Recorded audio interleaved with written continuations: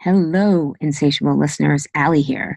We are officially on hiatus in between season 5 and 6, and we will return on Wednesday, November 21st, with an incredible season. Many of these people have been on my bucket list to interview, and bam, they're coming on the show. This episode will support you during the holidays and make sure you set yourself up the best way you can for 2019. And I can't even believe it's going to be 2019, but it's coming. In the meantime, enjoy these interviews where the tables were turned and I was the interviewee. I'm sure you'll get some more insights from these amazing interviewers and their great questions. Enjoy, and I will talk to you with live episodes on Wednesday, November 21st. Welcome to the Grace and Grit podcast, made for women who want their healthiest years to be ahead of them, not behind them. Join your host, Courtney Townley, right now as she breaks down the fairy tale health story you have been chasing all of your life into sensible action steps and lasting change.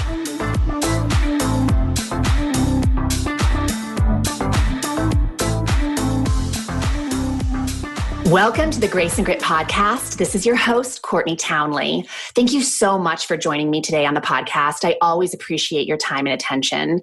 And I really want to take a quick second today at the start of the show to thank those of you who've been rating and reviewing the podcast on iTunes over the past few months. It really means a lot.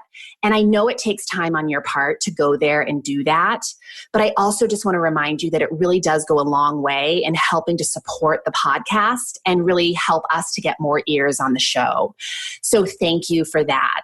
And I'm going to read quickly just one of the most recent reviews that I got, because I think they're always nice to hear. And I just want to give a little shout out to MLSB31.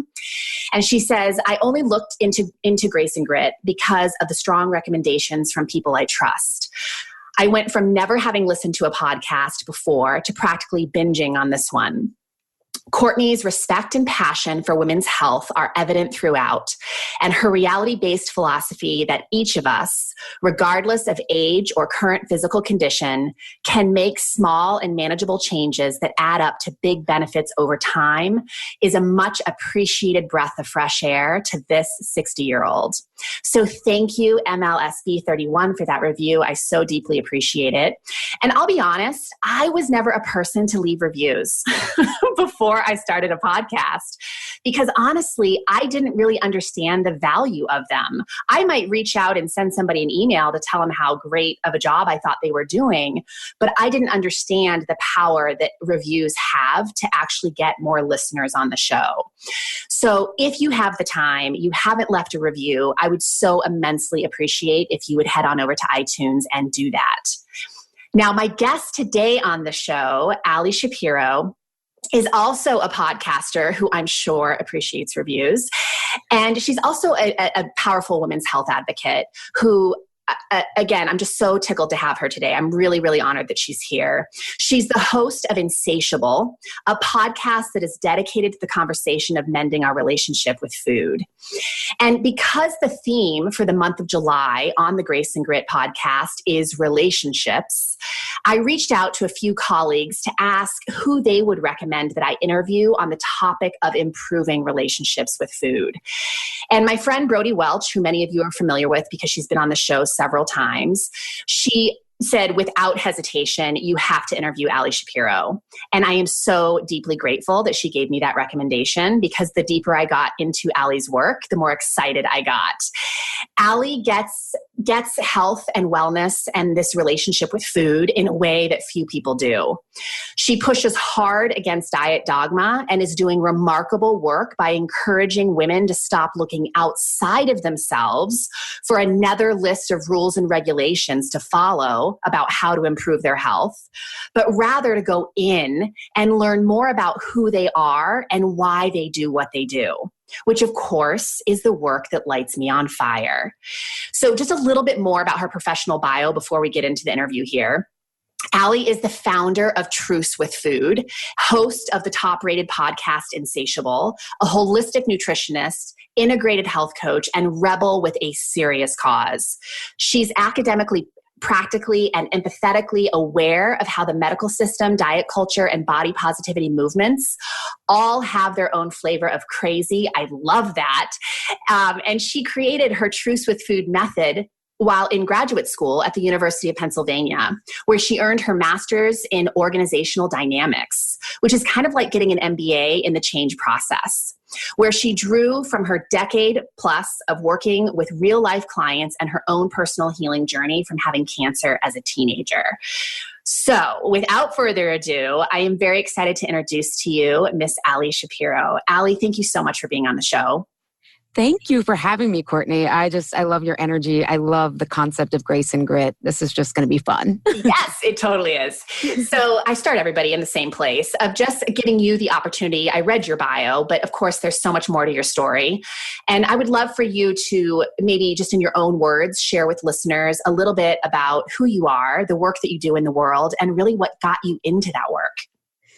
Yeah. So I think a great story, we all identify with stories. So I think what got me into this work, even though I didn't know I was getting into this work, was basically at the age of 23, was in the doctor's office struggling with my weight. And even though I was binge eating at night and I was trying to work out and keep up with the calorie deficit that I used to be able to do in high school, right? When you had all the time in the world and no stress to work out forever. No responsibilities, right? Yeah. Why can't I get back there? Mortgage, job, kids, right? Yeah. I was basically hoping that my doctor was going to tell me something was wrong with my thyroid, right? I mean, and nowadays I'm like so glad I don't. But at the time I was hoping. And as I was waiting for her to come into the exam room to tell me what my blood work had shown, I looked at my medical file, which was hanging there, and it felt kind of, even though it's our medical file, it felt really scandalous to look at. Right. I was like, no, that's the teachers, or that's the doctors. I can't look. And I just kind of opened it up and I had just continued to have these diagnoses.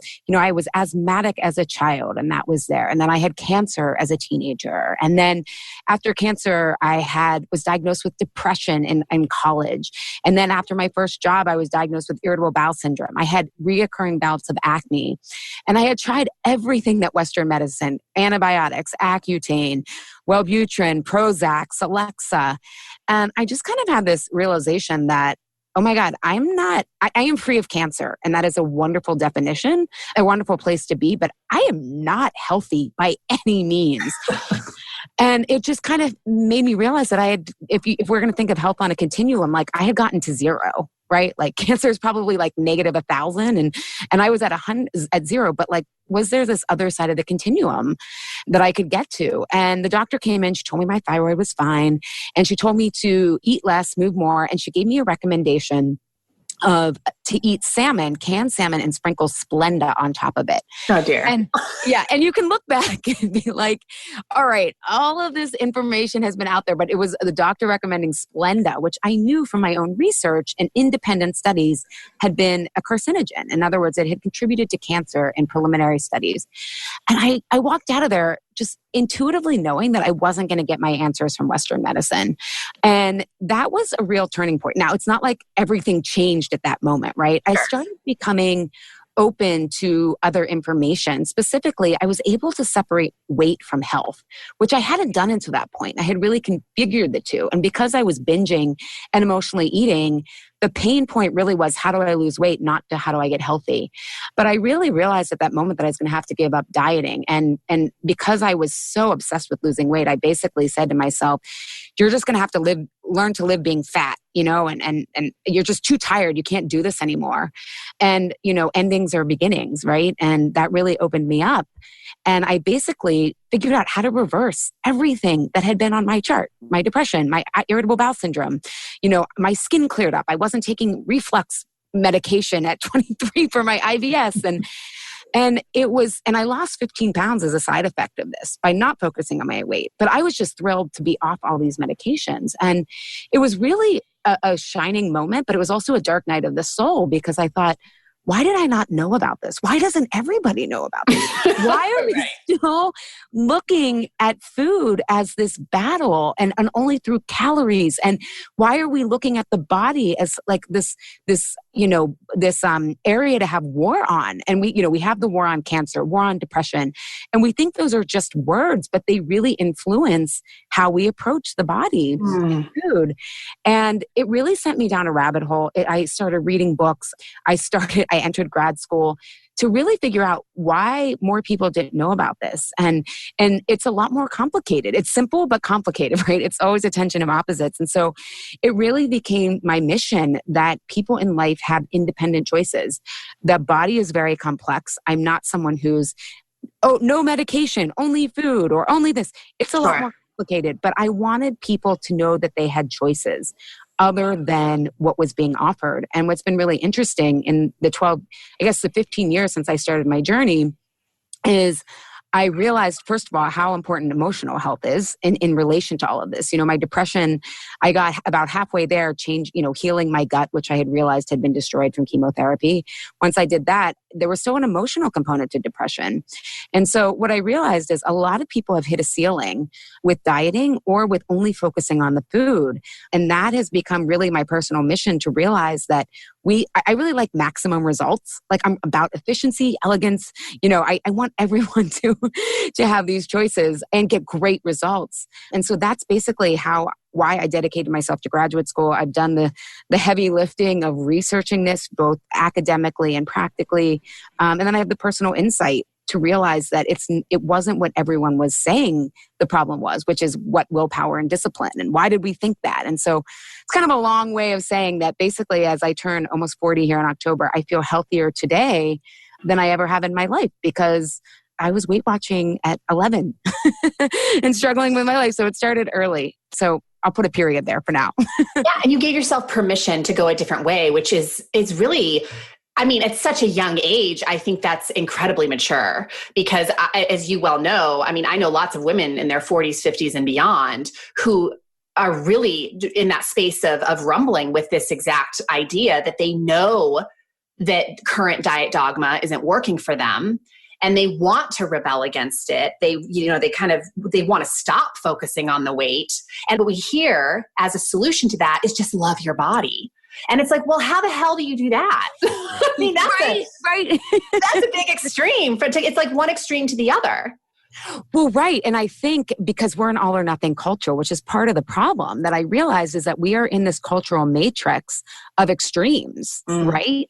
And so, when you look at even what's popular and I used to live, and I have so much compassion for this because I think part of why we don't, you can't just be against something, right? I was like against cancer unconsciously for 10 years.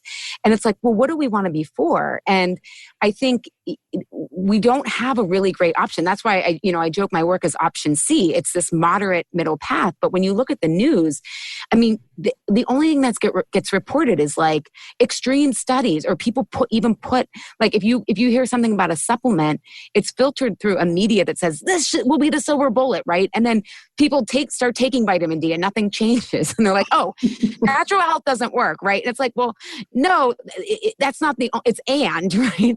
And so we really have to, and that's a big reason I take a social justice lens or what I call a political lens. I just mean culture, who has the power lens, because you have to see what matrix you're in. You're in a culture that wants you to bounce back and forth. No, there isn't, and don't get me wrong, there isn't like a man behind the screen like the Wizard of Oz controlling all of this, right? That's another story, right? Then we get into conspiracy theories. It's just how it has happened is that everyone's looking out for themselves. We live in a capitalistic healthcare system, a capitalistic media that thrives on us not knowing our own power, because then we eat more, we buy more, we consume more.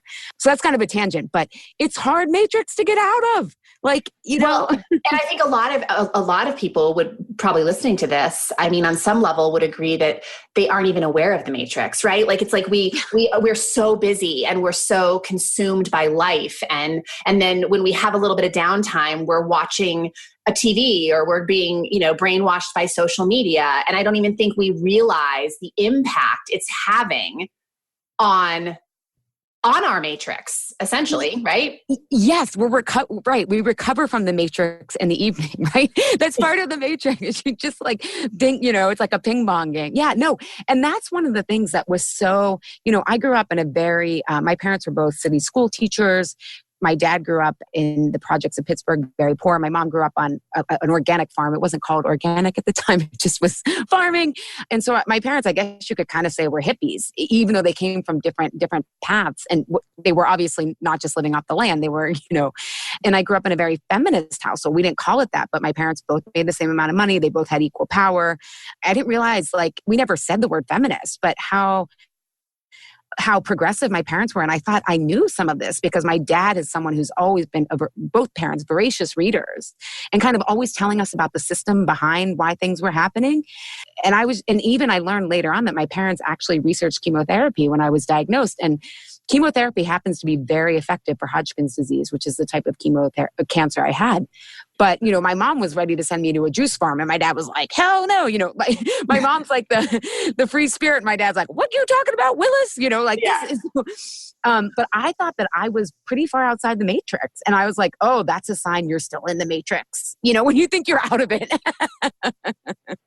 Yeah, that's so true. So I want to ask you, how do you define health today? What's your definition of health? Because you specifically said that you had that moment in the doctor's office or after that appointment when you went into the doctor because you were having weight issues and you had that moment of clarity that health and weight were separate.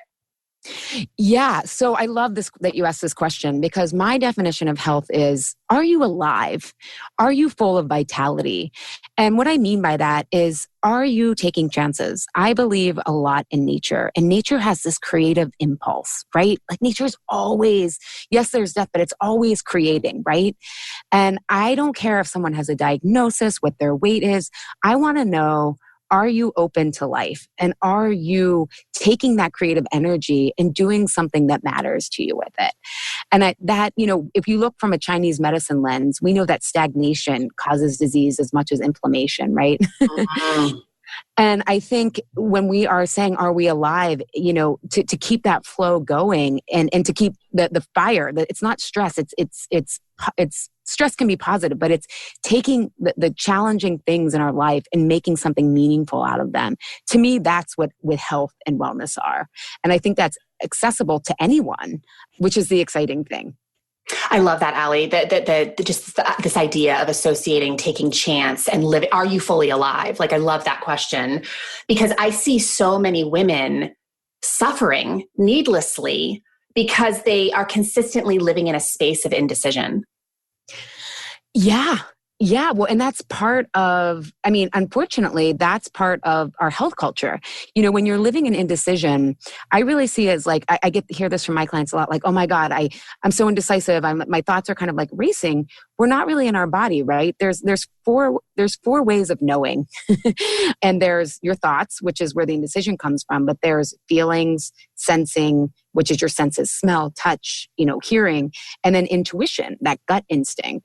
And in our culture, we really only give ourselves access to that top one, and which is the indecision. And so I know someone's feeling really unsafe when they have all that indecision. They don't want to make the wrong choice, the right choice. And that's part of the battle mentality, actually. If we talk about relationship and how we're actually relating to ourselves and our body, we don't even know what the pattern is of that relationship. But in essence, we're assuming that we're wrong, right? Mm-hmm. Right? Isn't that kind of what indecision is? We're not, and I can talk about why that is if you're curious, but we're really coming at this from a basis of, I'm wrong. I don't know what to do. I can't be, I don't know. When we can know, and we can learn to know. Is that clear? I probably No, it is. And I think that statement, I don't know, is honestly a way of not having to make a decision. Because when we open ourselves to making actual decisions, we also risk failing. Yes, it's resistance. That's what I talk about with my clients. You don't have to analyze your thoughts. You just need to know when you're in indecision, that's a symptom that you're feeling unsafe. You're feeling like you have to go to battle or that you're wrong for some reason. And once they get that, oh my God, I don't have to analyze the thoughts. I'm just feeling like I'm in conflict in some way. Yeah. And that's ultimately what a lot of my model is based around is we are always worried about doing the wrong thing, which leads to failure, right? Or leads to things falling apart or whatnot. And so we take this battle, again, it's not just words, but we take this, I've got to fight myself. I've got to gear up. I've got to go to boot camp, right? The whole the whole way we approach the body. And if we are and it's not physical conflict per se, but it's an emotional, psychological conflict. And there's actually, fortunately, thanks to some people named the Thomas Kilmann conflict model, we know the patterns of what happens when we are in psychological conflict. And what you were talking about is kind of a way of avoiding. Avoiding is one of the patterns when we're in conflict. So do you want me to go through the different styles? Yeah, sure. Why not? Okay, yeah. And let me back up by saying where these kind of take place, because this is, I want it to be as concrete for people. So basically what happens is I've realized that there's what I call this auto-eating spiral. But the auto-eating spiral could be the overthinking spiral. It could be the over-drinking spiral. It could be the I'm going to be a sloth on the couch spiral, right? The all or nothing spiral. That is what my clients really struggle with, is that all or nothing. And what is happening in this spiral is you get an emotional hit. And it's not, what's really important, especially women, we are so conditioned to want to be wanted. And what I mean by that is we're conditioned to say, how's that going to make me look? What are people going to think of me? And that's part of where that indecision comes, right? So we're actually not even attuned to our own emotional response. We are self-critical, but not self-aware. So we get an emotion, say we've been scrolling through social media, right? People say social media is a trigger, or the scale is a trigger, but ultimately those things are neutral. It's what does it trigger within us? And so there's a feeling that happens, and they're usually vulnerable feelings. It could be uncertainty. It could be inadequacy. It could be fear, whatever it is. And then we have a story about what that means, right? And we usually, and all of this is happening within like seconds, right? Because the brain can be amazing that way, because if you if you see something where you have to run, you want this amazing processing capacity. So it's not all bad. But you have this emotional response, right? And then immediately there's a story associated with that emotional response. So it's not even the emotion itself. This means I could fail, to your example, right? This could mean I'm going to be rejected. This could mean I don't belong, right? That's what social media does to us. Or even the scale. Oh my God, if I don't weigh, if I'm heavy, and we know that there's weight discrimination. So what I always tell people, we often talk about stories today, and a lot of people have talked about story, but they talk as if the story is made up and only in our head. Right. But again, these stories come from our past. And I'll provide some concrete examples when we get to that. But, for me, I'll just do it right now so it makes it clear. I had a story associated with uncertainty. I was diagnosed with cancer, which meant life or death, like things were going to fall apart. And what I didn't realize at the time, and why I was binging or emotionally eating, was because I never healed that, any drop of uncertainty sent me into a tailspin. I didn't eat right for that meal. Oh my God, everything's ruined. I missed a workout, right? On the surface, it was just about my body, but it was also like, oh my God, at the time I was single, but I haven't gone on a date. I don't know how to date. What? I can't date. My job, I don't really like it. I don't know what I'm going to do with my life, right? It was like these smaller ripples. And so then what happens is, so for me, I'll just use this as an example. And this is a very common one with my clients. So it's also why I like to use it. I have the feeling of uncertainty. There's a story that the past is always echoing today in our bodies. And then we have a stress response. And the stress response is these conflict styles, right? In physiology, we would call it fight, flight, or freeze. But there's actually psychological associations. And those three styles, and again, I've adapted this from the Thomas Kilmann conflict model, which is in our adult development research, is some people go into competitor mode. And competitor is where we go, okay, I'm going to compare myself to either my old body or what I used to do. I'm going to compare myself to the woman next to me, or I'm going to compare myself and to everybody, right? And I'm going to get ahead, right? And this is often why we turn to prefab diets. Like I'm going to win, and I'm going to get ahead of this diet, right? And or some people avoid, and we affectionately, can I swear? Can I say? Yeah, of course. Yes. Okay. On this, on avoid, we call it the chuck it, fuck it mode in Truth with Food. It's like, And one way we avoid is we start reading more about nutrition, or we're like, I'm going to try that, or I'm just going to get into fitness, or I'm just going to go on social media, right? And then, or I'm going to procrastinate, right? And then we learn about how not to procrastinate, when really procrastination isn't the issue. All of this stuff is protecting us in a way. Or we go into accommodate mode. And accommodate is where, okay, I'm going to do what you tell me. And this is really, and that's what I had been doing, right? I accommodated my doctors when I was diagnosed with cancer. And that really protected me and was really useful. And all of these styles of conflict have protected us at one point, and they're not all inherently bad or good. That saved my life, accommodating and listening to my doctors. But that same thing, when I was trying to get healthy, listening to those doctors was actually what was sabotaging me. But I didn't know that at the time because I didn't see this pattern. And so what we have is, again, emotion, story, stress response, and then we have behaviors that come from that. So in accommodation mode, what I was doing was I was listening to the doctors, I was taking the medication that they gave me, right? Avoid people, they withdraw. They don't say anything. They try to find a new exercise or they try to find a new diet to experiment with. Competitors, they start working harder, right? Because they feel behind, or they start going to more extremes.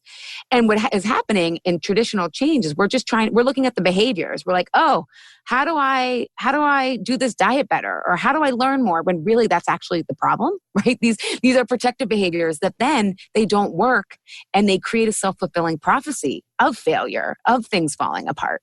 And we do this over years and decades. And we start to think, oh, this is who I am. Mm-hmm. I have failed. Things are falling apart. My life was falling apart when I was 23. Like, that was not a story. But one of the quotes that is very popular in Truth with Food, and it was made popular by Gloria Steinem and Aaron Brockovich, is the truth will set you free, but first it's going to piss you off. And so that is what happens, though, is that battle mode. And that's what I really hope people will start to take a look at in their lives is, how am I competing, right? And when we're competing, we don't value the relationship with our body. We value our goal, but not the relationship with our body. When we're avoiding, and this could be, or the relationship with someone else, right? Whatever relationship we're sabotaging in a way when we're competing. When we're avoiding, we don't value the relationship with our body, and we don't value our goal. We're like, nope, I'm going to put that off. And it's actually not that important to me, even though it may feel that important. If I'm avoiding, it's actually not on my priority list. If we're accommodating, we value the relationship, but not our own goal. And so this tends to be where you get your fixers, people pleasers, where people are overgiving. And they're doing that because they like that accommodate. It's protecting them. So the challenge to get out of this is, first of all, recognizing what we're feeling and all that stuff. But more importantly, is recognizing there's a better way. And we can shift the relationship into collaboration. And that is where we value our goal, right? We don't have to give up being healthy, or if we want to change the shape of their body. This is controversial, I know. I don't focus on weight loss, but I also don't think we should be telling women what they should or shouldn't want with their lives. I feel like that's recreating the patriarchy, just putting lipstick on it. Yeah. And this is controversial too, but like me, even though I had given up weight loss, really wanting to learn to discover my body and what was happening created the biggest transformation in my life. And so because you have awareness, right? I mean, yeah, you became curious. Yes. And I learned what I was projecting onto weight loss, which we can talk about in how we relate to things. But with collaboration, you value your goal and your body. But that starts to get to collaboration. You have to start understanding what your body's saying. And this is kind of where it gets matrixy. You know, I'll use the example of depression. I was diagnosed with depression and I was told it was a serotonin deficiency. Well, turns out it's actually not, right? My gut was destroyed and I had PTSD from having had cancer and I had to work through that shit, right? Like taking any of these pills were not going to help me with that. You know, people think that they can't stick with the diet because they don't have willpower or discipline. When I'm like, actually, this is protecting you. This is protecting you. This whole pattern is protecting you because it protected you in the past. We actually have to work not on self-sabotage, but how can you truly protect yourself in a healthier way than overwhelm and stress and turning to food? So that is where collaborating and really getting to the root of what's happening. Cravings, for example. Oh my God, people think they have cravings because they're weak, right? No, you're probably not eating the right foods for yourself. Right. But that requires not looking at your body as everything that's coming up is something to battle, but rather an invitation to listen. One thing that I've certainly learned through decades of helping hundreds of women to better their health is that community matters.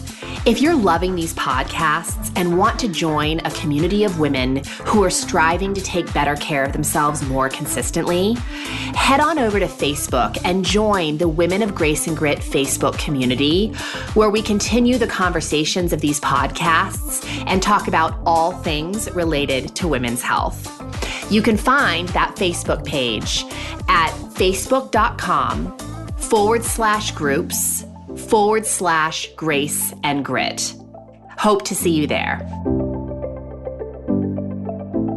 And I also love, what you brought up there is that, so often what is going on, like, let's just say we have a physiological sensation or dis-ease developing in our body. So we have trouble with our gut, or we're getting headaches, or whatever the case may be. It's usually not just one thing. It can be, absolutely, but there's usually a multitude of things that are causing that. It's not just one thing. And yet we always kind of look for that one answer, rather than looking at the whole big picture to see what all the contributors might be. And I think also that's what I'm hearing in you describing, just sort of the style of conflict, first of all. The style of conflict for most of us is an automatic response. Like, we're reacting, we're not really responding, right? With our conflict, with our style of conflict, because we're not even aware that we're doing it. And I can definitely testify to this because I have ways of reacting in my life that I'm becoming very aware are not serving me. And so my self-discovery, of course, has led me into that space of exactly what you're talking about, realizing that so many people in my life who really had good intentions to try to help me with certain things were always only focusing on behavior. If you do this, right, it will change everything. But the reality was there were so many other layers, which you're speaking so beautifully to, which is the emotion, the story, the stress. Like, there's all these underlying layers that are influencing that behavior. And so if I don't peel the onion back and get to those other layers, that behavior change is never going to stick.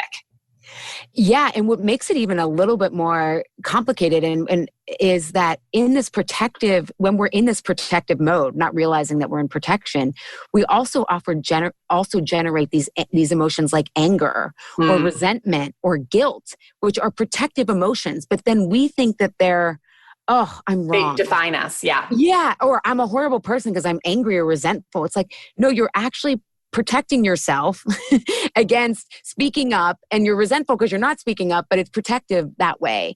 To not speak, you believe it's protective. And I will just, I'm very evidence-based, but this is not an official study, but what I have seen in my practice with my clients and with my own journey is that about 80% of conflict is perceived. It's not even real.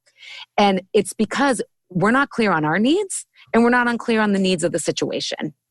Right. And I can give you a ton of examples about that of like how this leads to all of this. But to your point, what you were saying within your own life, like, you probably didn't know what you needed.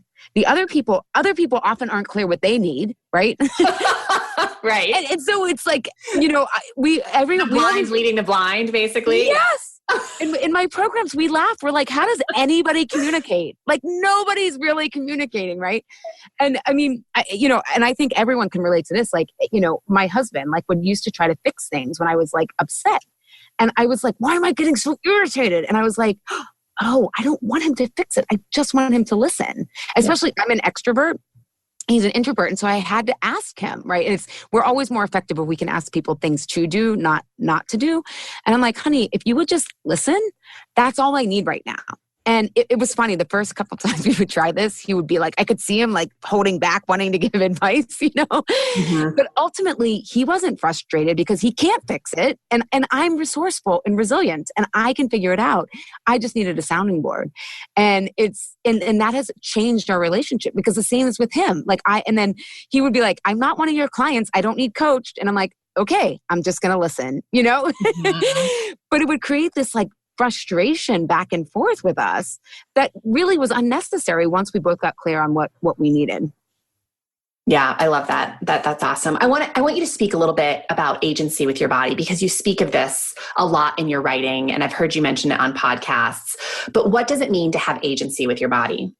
Oh, thanks for asking, because it's a big word that means something very simple. So agency, how I'm defining, there's a couple different definitions depending on what, what science field you're in, but I'm talking about independent choice. Mm-hmm. And by independent choice, I mean you actually know what your choices are. And what's interesting, if we look at basically the conflict styles, we think the choices are I'm ahead or behind, it's all or nothing. It's either or. Either they get their way or I get my way, right? So we think we only have binary choices, right?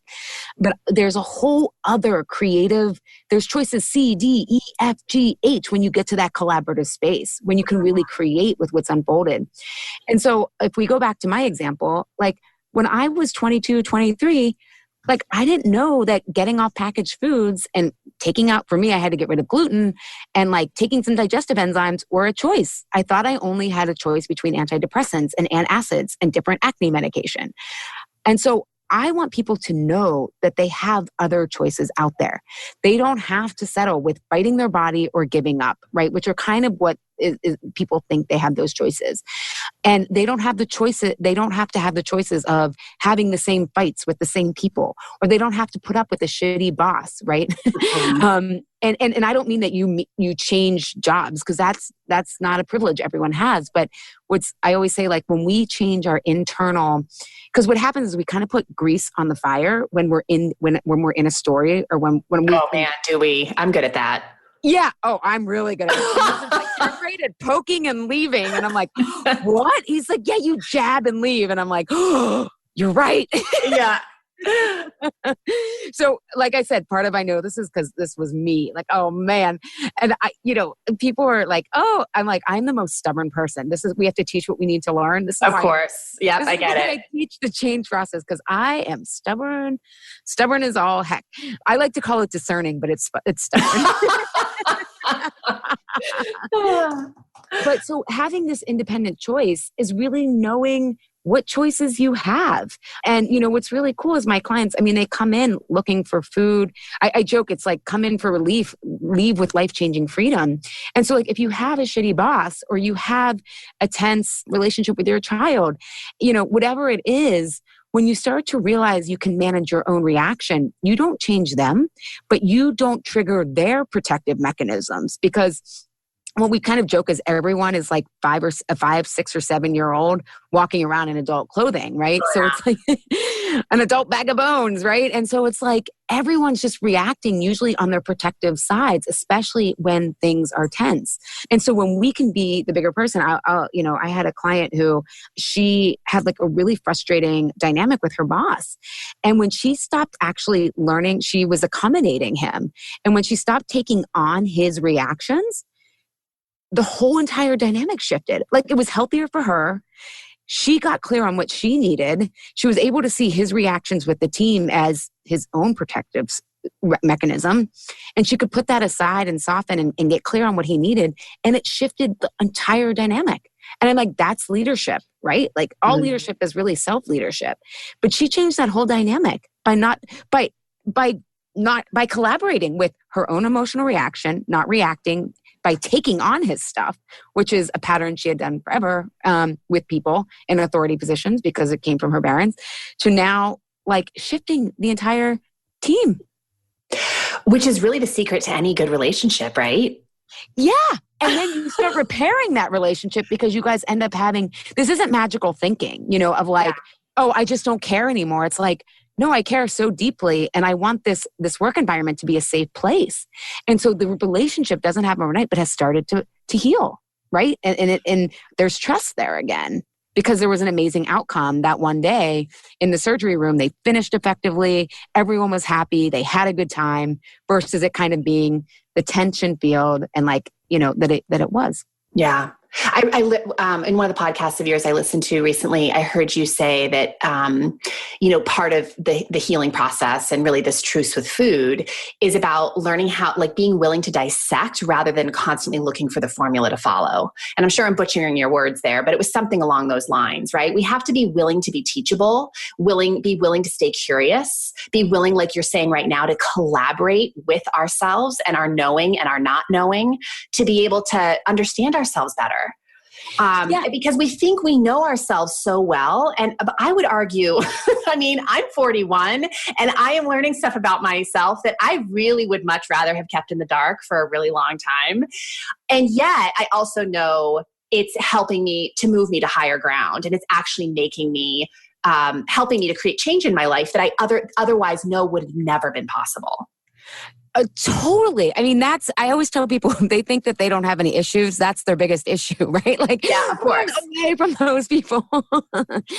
I will say though, and again, part of why I created this framework, it's really a framework, a process, because I think part of why everyone will tell you to learn your body, but no one teaches you how.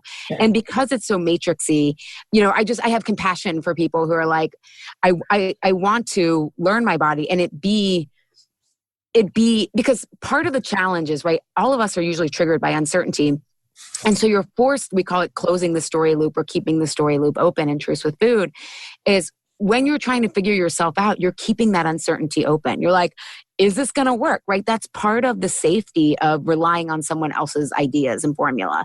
It's really a safety choice. It's not, it's emotionally fulfilling. Like, oh, they said this worked. Well, it worked for them. And let me tell you, a lot of people in the health and wellness field, it's their full-time job to focus on health and wellness. And that's so much part of their identity. And so you have to look at their incentives, right? For being so extreme, I think, versus my clients, and even myself, I don't want food to be the focus of my life. I want health to exactly be the foundation to taking chances, to expressing myself emotionally on that soul level, which, soul is that unique individual imprint that only we can make, versus spirituality is kind of like how we're all one. And I think the deeper way, weight loss offers, not only does the weight loss scale our bodies, it offers us this whole matrix of, this is how you know that you're being productive. If you counted your food today, if you worked out, if you resisted, if you checked in with your Weight Watchers online boards. But when you start unraveling that, right, this is what has happened to a lot of my clients. And it's like, oh my God, what do I do with all my time? What's going to make And I mean that in like a very, of course, like exit. And I joke that people who don't have religion find nutrition, right? It's like, okay, I don't, it's like, okay, this is what's going to make my life count. But for most people, they don't want health and wellness to be the front and center. We can value it, but to value it doesn't mean it has to be the whole pie of your values and the central organizing force. Correct. And I do think on the flip side of that, it is normal to some extent when someone is making health a priority for the first time, maybe ever in their life, that is going to feel a little bit more time consuming, or, they're going to have to put a little more attention on it in order to shift it for a time. Not that it's going to be the center of their life forever, but there is a certain level of attention. It's just like if I want to improve my finances, I'm going to have to put attention there, right? For sure. That's a great point. Yeah. And what I want to just say to listeners is I really encourage you to find people who are going to teach you about yourself and not give you formulas or steps. And I know the temptation, and one of my favorite quotes is by Wendell Berry, who is a farmer. And he's like, and I may be butchering it, but he's basically like, when we no longer know which way to go, when the mind is basically perplexed, I say perplexed, but he says, when we no longer know what to do, the mind isn't impeded and our real work begins. Mm-hmm. And I just love that concept because we have to kind of tire out the mind, and a lot of my clients will be like, I'm going to be honest, you're my last resort. And I'm like, don't mind me. But that also means you're open to something really different. So they hit that brick wall hard enough. It's like they're willing to try a new path. That's what happened to me. I probably would still be dieting. I was just fucking exhausted. Exactly. I was like, I can't do this anymore. So I was working with a coach of mine recently, and she was really speaking a lot to what you're saying right now about just having to go in, right? And look at some of the stuff that you're feeling and where it's coming from. And my response to her literally was, you're asking me to do something with time that I don't have to feel things I don't want to feel. And she laughed and she said, exactly. And this is primarily why a lot of us don't do the work, because we are not making time for it. And because it feels, in some ways, you spoke to that space of uncertainty and how we really try to avoid uncertainty so much. I know I do. I do not like being uncertain. And yet it's almost a requirement to be able to retell our story or reshape our story, because we can't find other possibilities if we're not willing to step into uncertainty. And so my question to you is just this idea of starting to collaborate, right, with our bodies and sort of improve our relationship with ourselves, our relationship with food. What is the entry point? Like, how do we start opening the door to that collaboration? Like, what are some really simple things you could tell listeners that would just help to sort of, light a spark? Yeah. Great question. And I just want to say, to your point about, first of all, you're so right. Like, I don't have time to feel things I don't want to feel. One of the things I realize, though, is that we're dealing with those feelings, whether we look at them or not. So, it's so true. Right? Like, if you're someone who's like just endlessly dieting or like endlessly hating your body, like you're like, why is this happening? That's uncertainty. So I'm like, I always tell clients, you get to choose your hard, right? That's the independent choice. You can continue to be with the uncertainty that you're familiar with, this endless dieting cycle, or you can be with uncertainty that has a really good shot of opening you up to resilience and a much better life. And all of us are going to have to disintegrate who we thought we were to get to that bigger peak. So I just want to point that out, because that is often incentivizing for people to start to tune in, which is what we can talk about now. And I love how you termed that, just choose your hard, because I always talk about this idea that discomfort is it's necessary either way. Like, you get to choose your discomfort because you can't avoid all of it. Discomfort is going to be a traveling companion, whether you want it to be or not, but you get to choose the type of discomfort you want to lean into, the kind that really isn't going to have any positive outcome in the end and possibly take you to a worse place by not changing, or you lean into the discomfort of actually changing. Yeah. And what's super cool, and this is like what Dr. Carol Dweck talks about. Love her. Yeah. Is that after a while, and this is why I love this work and why I'm still doing it, is you start running towards uncertainty. Okay, you don't run towards uncertainty, but I'm not there yet. You start taking on bigger and bigger challenges. I see in my work, after my clients are done with Truths with Food, like about 80% of them switch. There's an adjustment in their career. Either they start taking chances of leading in ways that are more true to them. They change jobs, and they're now the choices that they want. And they're like, I have the tools and the skills to navigate this, rather than, recreate the story that I was in before. But that's when it starts getting really fun, is if you can stick with this process for about a year, dig yourself out, then you get to, like, again, not just to zero, you're like towards the continuum of like, bring on the challenges. Yeah. I think that's when we're most awakened. And so the same feeling that used to make you feel so unsafe, you're like, okay, this means something different. This means keep going, and I know how to navigate this now. So that's the exciting thing. It's not like dieting gets harder. This gets like, I don't want to say it's easier, you get stronger. It changes your relationship with fear. Absolutely. Totally. So entry points. I love that you asked that. So I really want to start with awareness, because again, so many clients think they're self-aware. They've been in therapy, but they are self-critical. Okay. Yes. They know how to manage other people's responses to look good. So even just labeling, I'm feeling something here. So many, I don't know about you, Courtney, but so many of my clients, we kind of use the analogy of a bobblehead. Like, I just feel like I'm a floating head here, like I'm so disconnected from my body. And so really just starting to say, I'm feeling something here. Next time you want to go for food, or you want to skip working out when or movement. I like the term movement.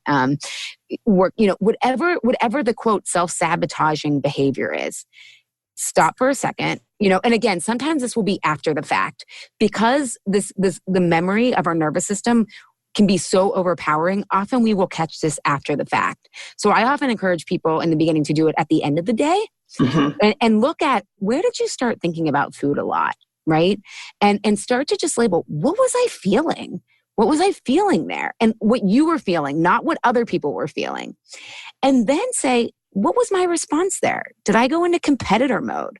And start to label this, because you'll start to be able to say, oh my God, and I use this example. One client of mine, when I first started, and she was just on the podcast, she talked about how she even thought like her self-care, the one self-care she did like once a month was get a pedicure, but she was a big time accommodator.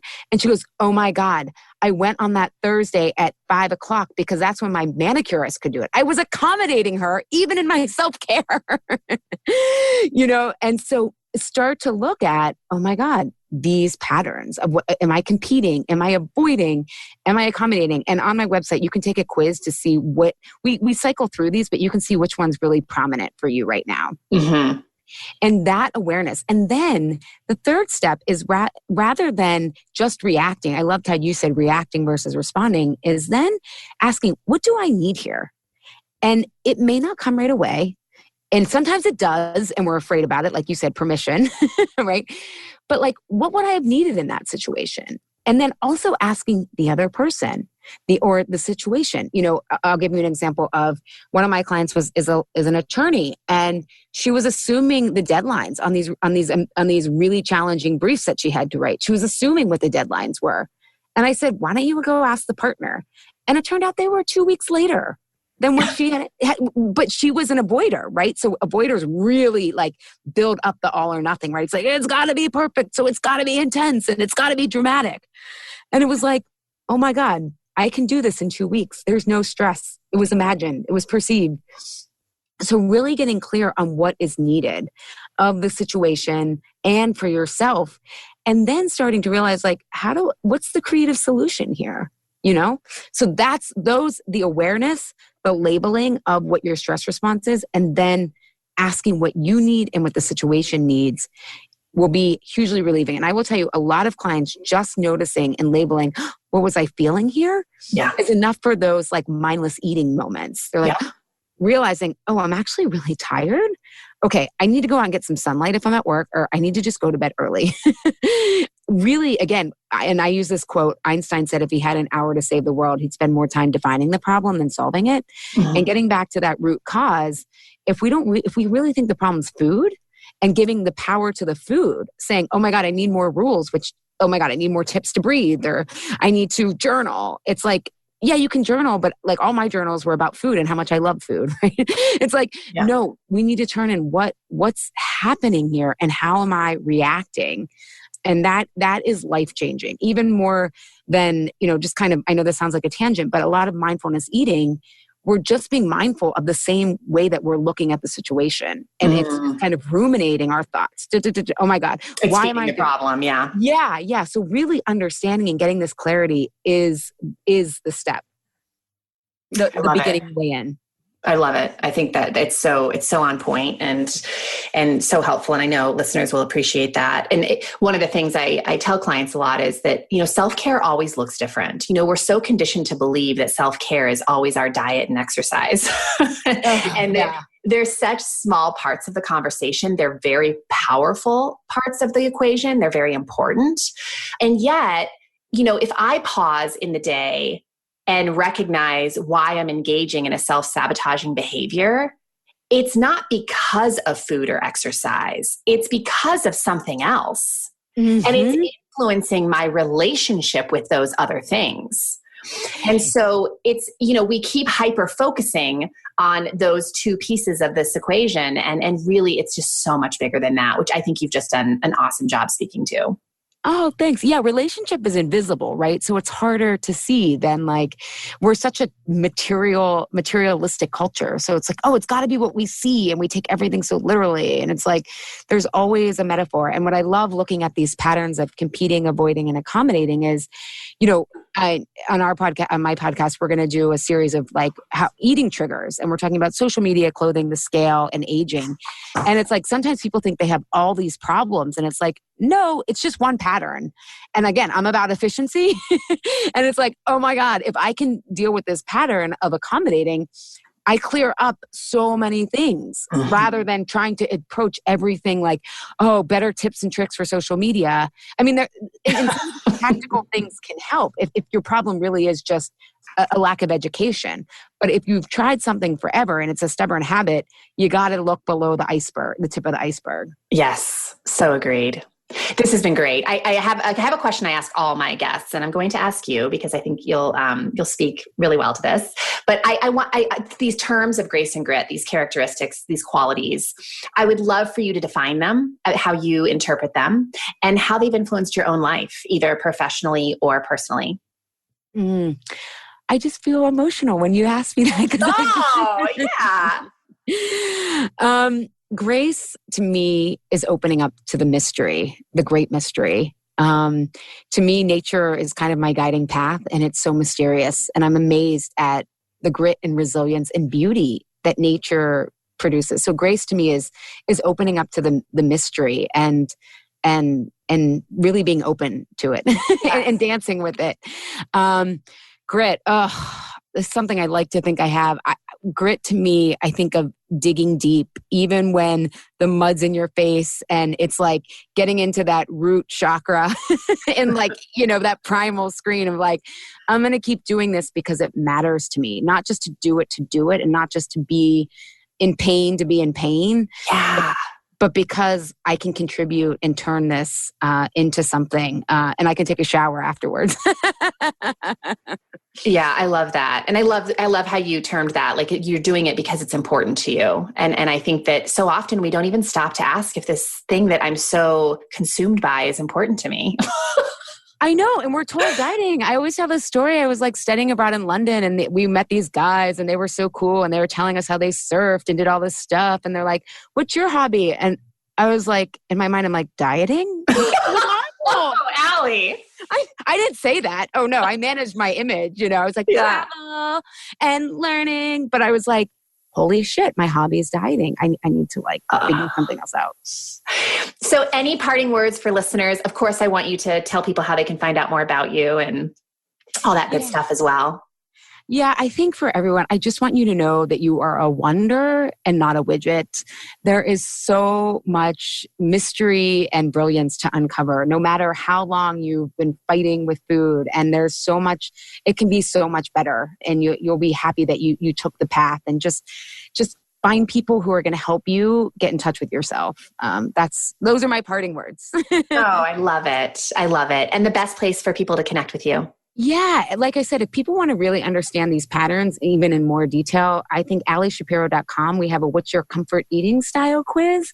And I get a lot of feedback that the questions were interesting to people. And they're like, how's this going to tell me something about myself? But then they were like, you nailed it. So I would recommend everyone take that quiz because it can start to bring that clarity faster. So we can get on to the business of healing. And such important business that is.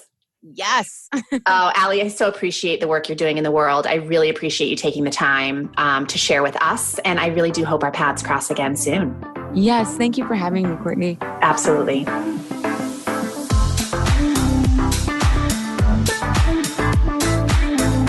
Thank you for listening to the Grace and Grit podcast. It is time to mend the fabric of the female health story. And it starts with you taking radical responsibility for your own self-care. You are worth the effort. And with a little grace and grit, anything is possible.